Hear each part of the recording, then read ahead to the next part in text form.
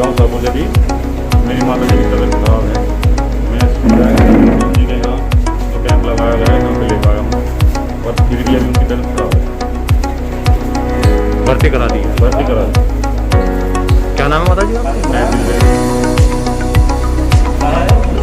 हमारे सरगना स्थित मान्य विधायक जी के कार्यालय में जो कोविड के आरंभिक लक्षणों से पीड़ित की मरीज हैं उनको आरंभिक उपचार यहाँ दिया जा रहा है।